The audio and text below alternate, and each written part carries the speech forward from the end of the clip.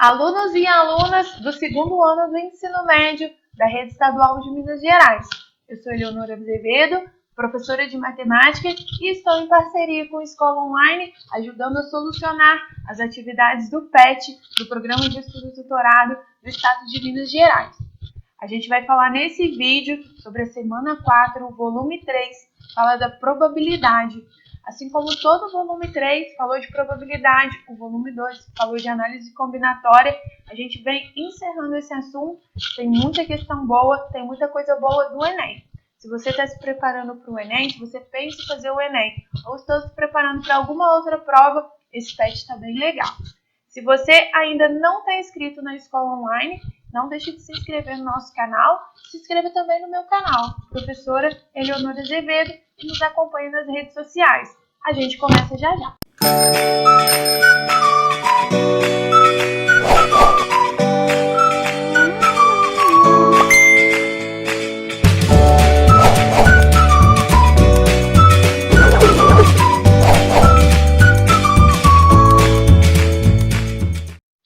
Atividade 1. Numa urna são colocadas 20 fichas numeradas de 1 a 20. Escolhendo ao acaso uma dessas fichas, qual é a probabilidade que o número nela escrito seja um primo ou um ímpar? Muito cuidado aqui, que ele usa a ideia do ou. Isso é muito importante para a gente. De 1 a 20, eu vou escrever todos os primos. Quem são os números primos de 1 a 20? Cuidado que o 1 não é um número primo, tá? O primeiro é o 2, 3, 5, 7, 11, 13, 17 e 19. Leonora, o que são números primos mesmo? São números que eu só consigo dividir por 1 e pelo próprio número. Então, por exemplo, o 10. Por que ele não é um número primo? Porque eu consigo escrevê-lo como 1 vezes 10, mas eu consigo escrever como 2 vezes 5 também. Como eu consigo escrever de outra forma que não seja 1 vezes 10, ele não é primo. Olha o que vai acontecer com 5, por exemplo. O 5 é o 1 vezes 5. O 1 vezes 5 ou 5 vezes 1. Eu não consigo escrever de outra forma. Por isso que ele é chamado de número primo. O número 10 é chamado de número composto. Vou aproveitar aqui e falar do número 1.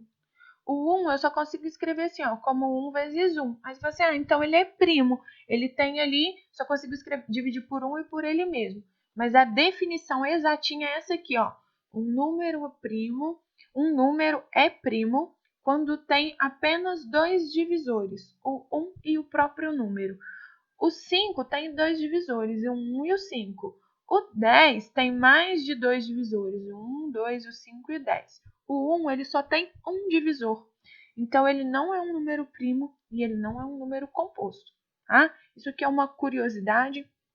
Não vai fazer muita diferença para resolver o exercício, mas você precisa saber que o 1 não é primo e não é composto. Eleonora, tem um nome para o 1? Não tem, tá? Não é primo e não é composto.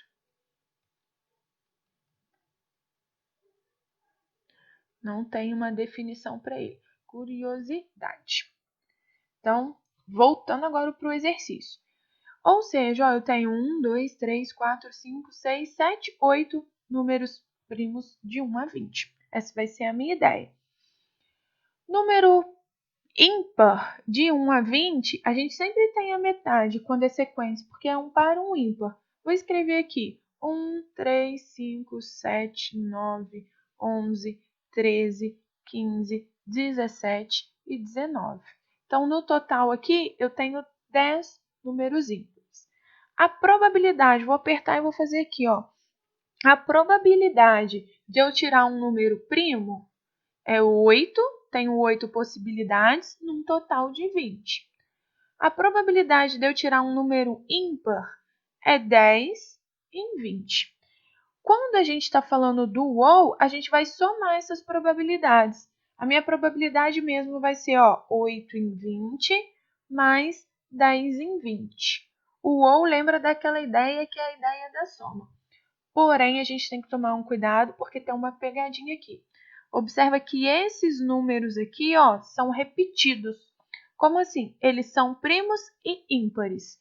Eles foram feitos nessa contagem e nessa contagem aqui. Significa que o meu exercício está errado? Não, mas ele está incompleto. Esses números que foram contados 2 vezes, eu tenho que tirar.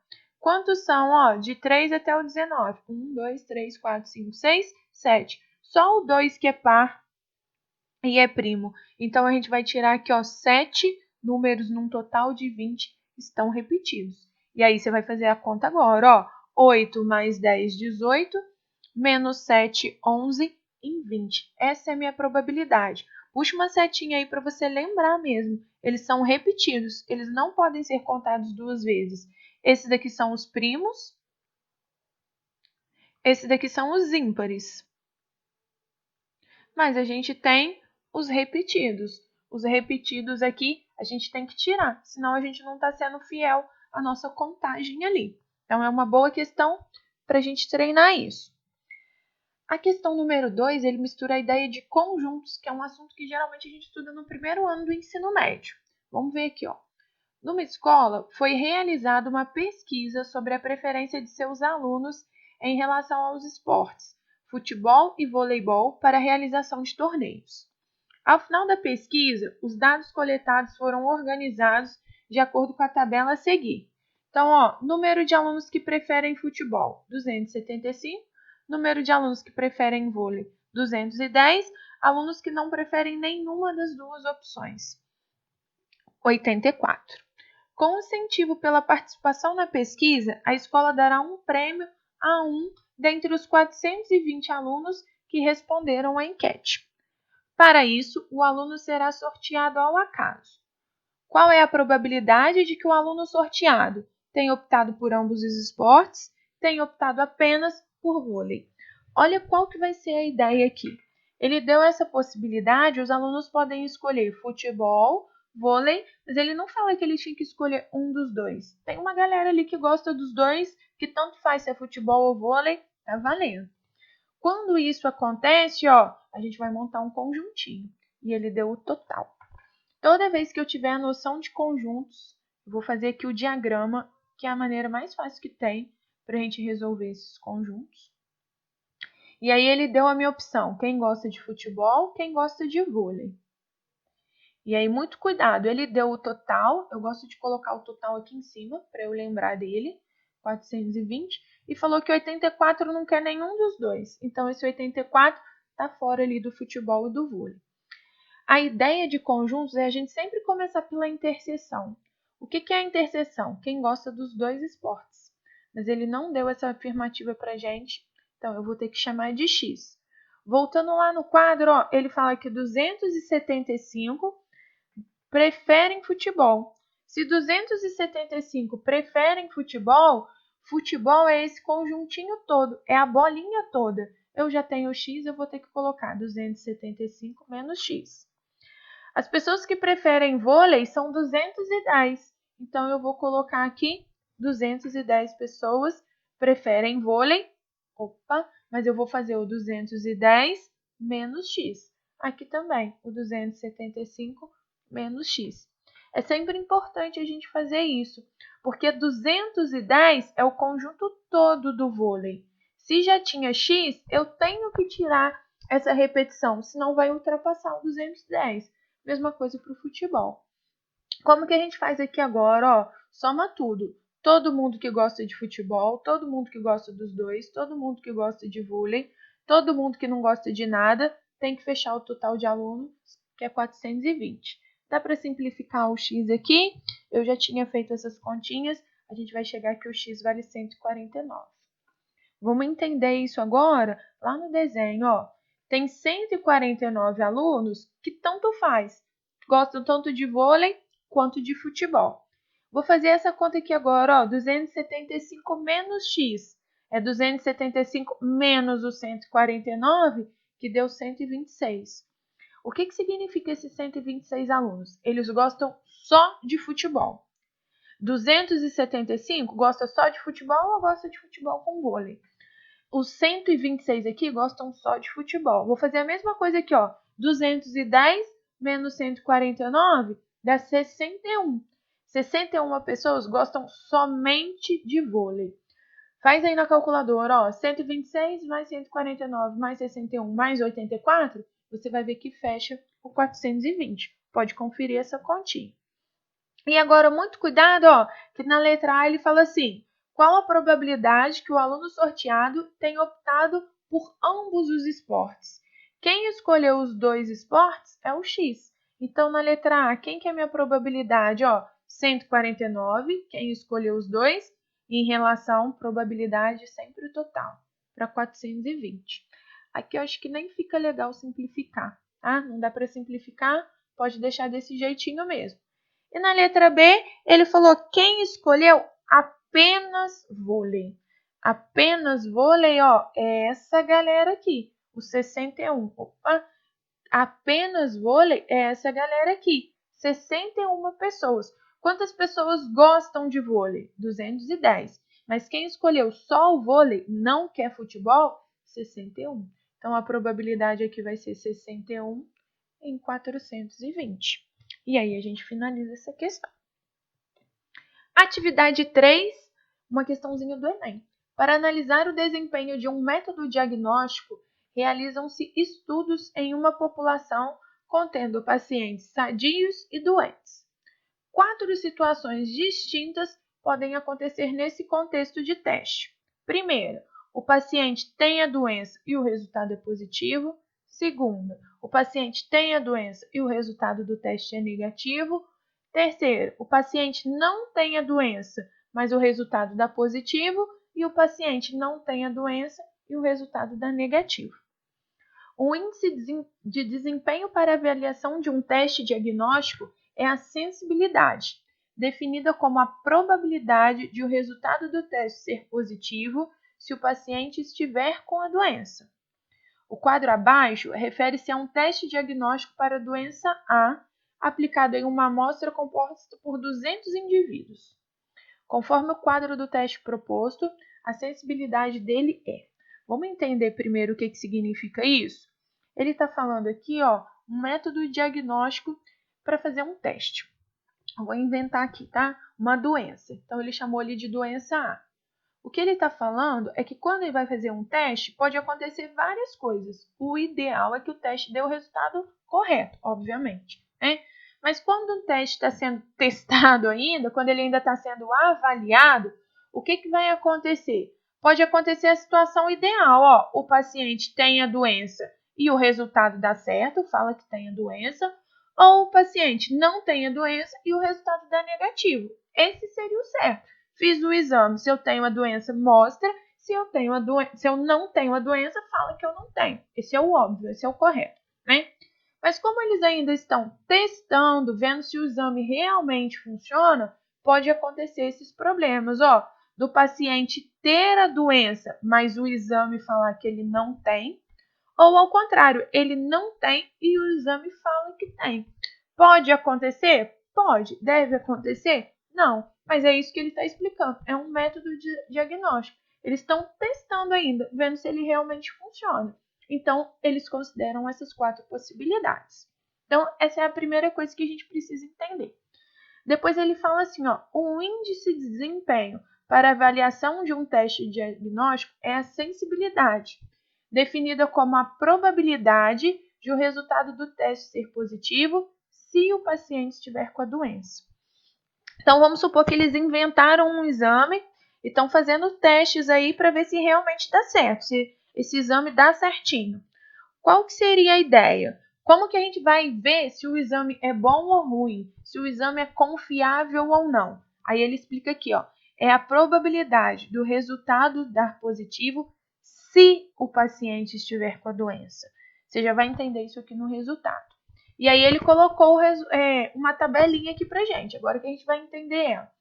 O resultado do teste pode ser positivo, lá doença A, ó, 95 resultados deram positivo sendo presente, sendo que a pessoa tinha realmente a doença, e 15 ela não tinha doença, mas o resultado deu como se ela tivesse.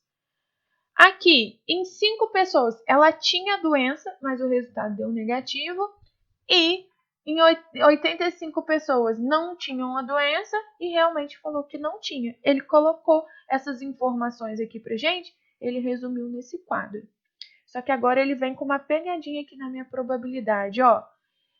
Esse resultado a gente calcula a sensibilidade para ver se ele é bom ou não, definida como a probabilidade do resultado do teste ser positivo se o paciente estiver com a doença. Ou seja, essa parte aqui da tabela não serve para nada, só serve para a gente ficar confuso. Ele fala se o paciente estiver com a doença. A sensibilidade ela só vale para pacientes doentes. Ela não vale para teste que o paciente não está doente. Então, ele colocou essa parte aqui da tabela só para te confundir. Então, o meu total de pessoas que eu vou analisar aqui, ó, é 95 mais 5, 100 pessoas. Ah, Leonora, mas aqui ele falou que é 200 indivíduos. Sim, ele falou 200 indivíduos, mas a gente não vai considerar os que têm ausente como doença. A gente vai considerar só os presentes. Então, a gente vai considerar só 100 pessoas. A Leonora foi quem elaborou a questão colocando uma pegadinha, querendo me apertar aí. É isso mesmo que ele estava querendo. Ah, e tem que dar resultado positivo. Positivo é 95. 95 em 100 é 95%. A alternativa certa é a alternativa E. Seguindo, atividade 4. Uma loja acompanhou o número de compradores de dois produtos, A e B, durante os meses de janeiro, fevereiro e março de 2012. Com isso, obteve este gráfico.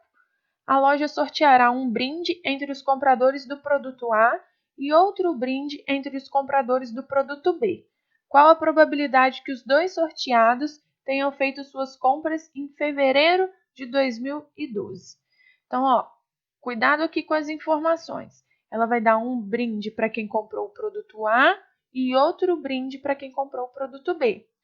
Ela falou, ó, o A é o preto, o B é o cinza. Então, quantas pessoas compraram A? Ó, 10, 30 e 60. Então, nesse trimestre aí, 10 mais 30 mais 60 é 100. Isso aqui é meu espaço amostral. Qual a probabilidade da compra ter sido feita em fevereiro? Em fevereiro, ó, a probabilidade. Fevereiro foram 30, num total de 100. Vou deixar aqui. Vou fazer a mesma coisa para o B agora, ó. 20, 20 e 80. Então, 20 mais 20 mais 80. Isso aqui dá 120. Então, a probabilidade da pessoa do B ser sorteada em fevereiro, ó, 20, num total de 120. Dá para a gente simplificar aqui um pouquinho, ó. Vai dar 1/6 e aqui vai dar 3/10. O que eu quero? Eu quero que as duas pessoas sejam sorteadas. Eu quero que aconteça as duas coisas. Fevereiro para a pessoa A, fevereiro para o brinde A e fevereiro para o brinde B. Se eu quero as duas coisas, lembra, ó, eu multiplico os resultados. Então, o que a gente vai fazer aqui? Ó? 3/10 vezes 1/6. Essa vai ser a minha probabilidade. Isso aqui vai ser 2, dá para simplificar, 1 e 20. Eleonora, por que eu multipliquei mesmo? Porque ele quer que os dois sorteados tenham feito as suas compras em fevereiro. Não é um ou outro, são os dois. Toda vez que eu tenho essa ideia de que vai acontecer as duas coisas, eu multiplico esses resultados. A alternativa certa é a alternativa A. Recapitulando, ele deu dois problemas embutidos em um só. A probabilidade do produto A, quem comprou o produto A, ser sorteado em fevereiro, e a probabilidade de quem comprou o produto B também ser sorteado em fevereiro. Fiz o A, fiz o B separado, depois eu juntei os dois. Como ele queria que os dois acontecessem ao mesmo tempo, eu multipliquei esses resultados. Atividade 5. Numa escola com 1.200 alunos, foi realizada uma pesquisa sobre o conhecimento desses em duas línguas estrangeiras, inglês e espanhol. Nessa pesquisa, constatou-se que 600 alunos falam inglês, 500 falam espanhol e 300 não falam qualquer um desses idiomas. Escolhendo-se um aluno dessa escola ao acaso e sabendo-se que ele não fala inglês, qual a probabilidade de que esse aluno fale espanhol? Novamente conjuntos. Então, vou desenhar aqui minha situação. Ó. Eu tenho pessoas que falam inglês, pessoas que falam espanhol gente que fala os dois e que não fala nenhum dos dois. Vamos encaixar as nossas informações. 1.200 alunos foram pesquisados. Esse é o total. 600 inglês, 500 espanhol, 300 não falam nada. O ideal é a gente começar aqui. Como ele não deu, a gente vai ter que montar o nosso diagrama a partir do X. 600 alunos falam inglês. Significa que aqui tudo tinha que ter 600. Eu já tenho X, então vai ficar para cá, 600 menos X. Observa que quando eu somo 600 menos X mais X, eu volto no 600. 500 falam espanhol. Mesma coisa, o espanhol tinha que ser isso tudo. Então, vai ser 500 menos X. 300 não falam nenhum deles. Quando eu somar tudo, tem que dar 1.200. 600 menos X, mais 500 menos X, mais 300. Não esquece do 300 aqui de fora, igual a 1.200. Quando eu faço essas continhas, eu chego que X é igual a 200. Deixa eu te ensinar um truquezinho que vai te ajudar bem aqui, Mas só funciona quando tem dois conjuntos, inglês e espanhol. Se tivesse uma outra língua aqui, italiano, já não funcionava mais, tá? Mas você pode somar todos os valores, 500 mais 300, 800, mais 600, 1.400. O máximo que tinha é 1.200. 1.400 para 1.200, ultrapassaram 200. Esse que ultrapassa é a minha interseção, tá? Pode usar esse truque quando tem dois conjuntos. Mais que dois conjuntos não funciona. Então, essa foi a nossa ideia. Vou voltar lá e vou preencher o meu diagrama certo agora. Achei que o x vale 200. Aqui vai ser 600 menos 200. 400 pessoas falam inglês, 500 menos 200. 300 pessoas falam só espanhol. 500 pessoas falam espanhol. Dessas 500, 200 falam inglês também, 300 falam só espanhol. 600 pessoas falam inglês. Dessas 600, 200 também falam espanhol e 400 falam só inglês. 300 não falam nenhuma das duas. É super importante que você saiba montar o diagrama e saiba fazer essa interpretaçãozinha que eu fiz aqui. Volta lá e preenche para você entender o que vai acontecer. Agora ele fala assim, escolhendo-se um aluno dessa escola ao acaso e sabendo que ele não fala inglês, qual a probabilidade que ele fale espanhol? Vou fazer uma coisa bem exagerada aqui, mas para você entender. Quem são as pessoas que falam inglês? Isso tudo. Essa bolinha, esse conjunto, é o conjunto do inglês. Essa aqui é a galera que fala inglês. Ele quer saber das pessoas que não falam inglês, sabendo que ela não fala inglês. Quem não fala inglês? Esses 300 aqui com esses 300 aqui. O que significa isso? Que o meu espaço amostral, 300 mais 300, é esse daqui. Ah, Leonora, mas o total de alunos é 1.200. Sim, mas ele já está falando para gente que essa pessoa não fala inglês. Então, se você tiver que sortear um prêmio aqui, e você tiver que sortear as pessoas que falam inglês, você já nem vai colocar as pessoas que falam inglês no seu saquinho lá para você sortear. Você já vai colocar só as pessoas que falam só espanhol ou que não falam nenhum dos idiomas. Então, isso aqui é o que a gente chama de probabilidade condicional. Não precisa decorar a fórmula para isso, não. É só fazer essa interpretação. Ele vai dar uma dica a mais, escolhendo um aluno dessa escola ao acaso, aí ele dá uma dica a mais, e sabendo que ela não fala inglês. Ele diminui o nosso espaço amostral. Se ele diminui o nosso espaço amostral, a gente não vai colocar o 1.200, a gente vai colocar o que ele falou. Quem não fala inglês? 600 pessoas. Ele fala, qual a probabilidade de que esse aluno fale espanhol? Nessas 600 pessoas que a gente está pegando, quantas falam espanhol? 300. Então, 300 dividido por 600, dá para simplificar? 1 sobre 2, que é a letra A. Atividade 6, para finalizar o nosso volume 3 já do PET do segundo ano do ensino médio. Se você ainda não me acompanha nas redes sociais, não deixe de me acompanhar. Professora Eleonora Azevedo, no Facebook, no Instagram e no YouTube. O psicólogo de uma empresa aplica um teste para analisar a aptidão de um candidato a determinado cargo. O teste consiste em uma série de perguntas cujas respostas devem ser verdadeiro ou falso, e termina quando o psicólogo fizer a 10ª pergunta, ou quando o candidato der a segunda resposta errada. Com base em testes anteriores, o psicólogo sabe que a probabilidade do candidato errar uma resposta é de 0,20. A probabilidade do teste terminar na 5ª pergunta. Ótima questão essa. Tá? Olha o que ele fala. Ele vai fazer uma série de perguntas e a pessoa tem que responder verdadeiro ou falso. Essa vai ser a ideia. E aí, se ele for acertando tudo, o teste acaba na 10ª pergunta. Então, vamos supor, ele foi acertando. Se ele acertou 10 questões, parou ali, acabou ali. Ou, se antes da 10ª pergunta, ele errar 2 vezes.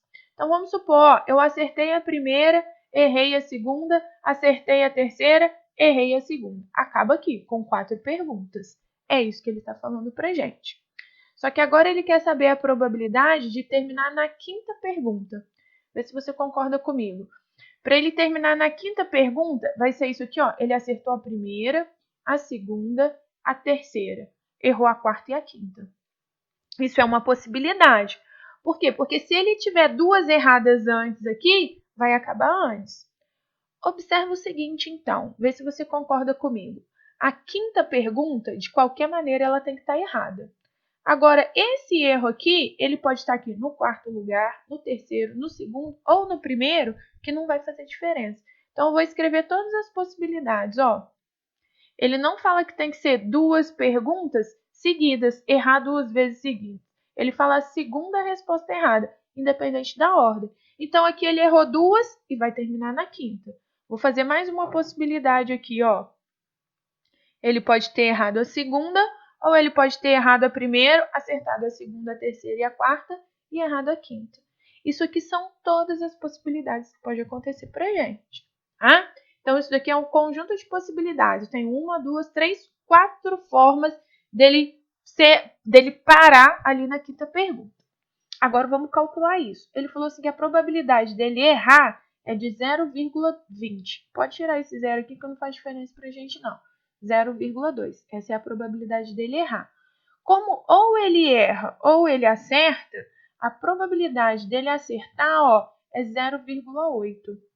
Por que é 0,8, Leonora? Porque o 0,20 é a mesma coisa que 0,2, que é a mesma coisa que 2 sobre 10, que é a mesma coisa que 20%. Ó, é a mesma coisa que 20 sobre 100, que é o 20%. Se 20% é a chance dele errar, a chance dele acertar é de 80%. Porque quando eu fizer o 20 mais 80, eu fecho 100%. Então, essa é uma definição importante aqui na probabilidade. Se a chance dele errar é 0,2, ou ele erra ou acerta, não tem a resposta mais ou menos, então a chance dele acertar é 0,8. Eu vou calcular aqui, questão de gosto, tá? Eu gosto mais de escrever na forma de fração, eu penso mais fácil. Se você faz com número decimal, não tem problema nenhum. Então, ó, vou fazer essa primeira possibilidade. Ele acertou a primeira, acertou a segunda, acertou a terceira.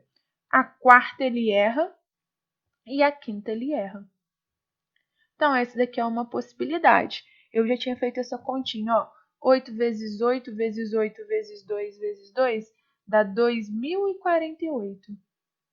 E aqui eu tenho 1, 2, 3, 4, 5. Então, essa vai ser a ideia, ó. A probabilidade disso acontecer é 2048 sobre 10.000.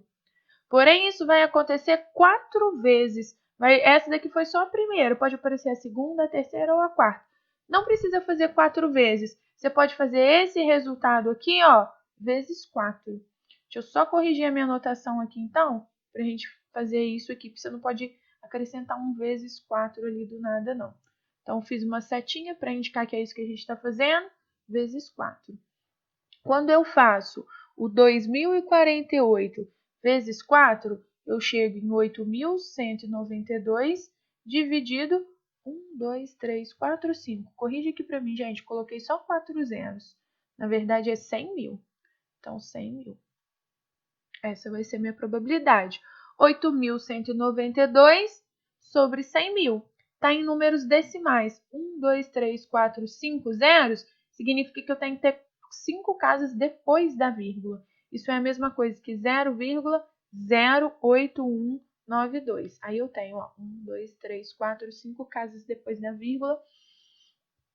A alternativa certa é a alternativa B. Com isso, a gente finalizou a semana 4 do volume 3. Volume 3 concluído com sucesso. Não deixe de nos acompanhar. Um abraço e até a próxima.